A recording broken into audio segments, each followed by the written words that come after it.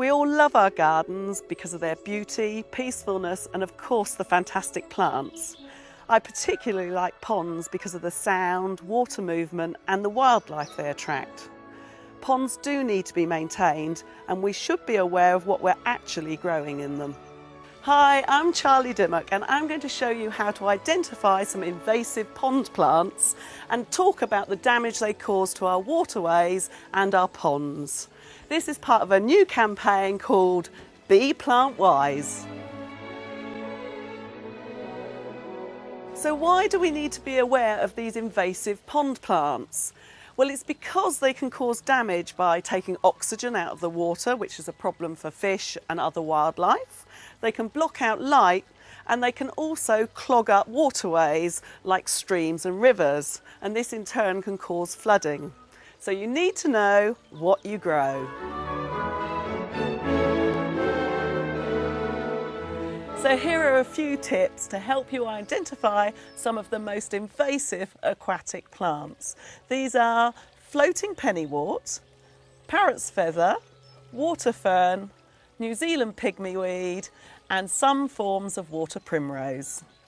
I've got a couple of examples to show you here. The first one's really easy to identify, known as parrot's feather, and it's got these bright green feathery leaves that float on the surface of the pond.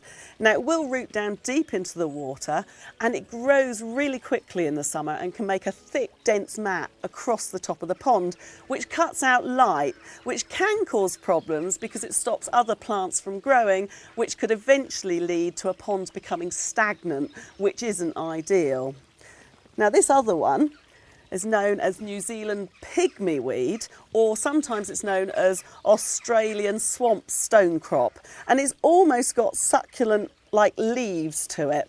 And again, it will grow deep in the water, but this one will also grow on the side of a bank if the soil's damp, and it makes a thick dense mat, and it can also clog up areas as well. Now the really big problem with this is that you only need the tiniest little bit and it starts to regenerate, so it's very easy to transfer it around and very difficult to get rid of it. Obviously that's not all of the examples, but do check the website for the rest. In your general maintenance of the pond, you're going to be thinning out plants or even actually removing them. When you do this, leave them on the side of the pond for 3 or 4 hours so creatures can crawl back in, but then you need to get rid of them in a responsible way, and the best way to do that is to compost them. Now you can either compost them on a traditional heap like this, or you can use one of these that you can get from your local DIY store, or you can actually put it out for the council in your green bin and they'll compost it for you. Basically, whatever you do, you need to compost with care. Invasive aquatic plants can be a real problem in the environment, and we need to stop the spread. Us as gardeners can make a difference by just carrying out a few simple tips. Firstly, if you've got invasive plants, don't give them away to friends because they might not get rid of them responsibly. Don't put them into the wild. Sometimes we think, oh, well, let's brighten that pond up that's out there in the forest, but you don't want to do that, and it might also be illegal. Be careful of small fragments of invasive plants because they can regenerate very quickly. And if you're emptying the pond or moving some water, rather than putting it down the drain or into a ditch, put it onto the lawn or onto the flower bed. That way, if there's any little bits of the plants, they will dry out and die.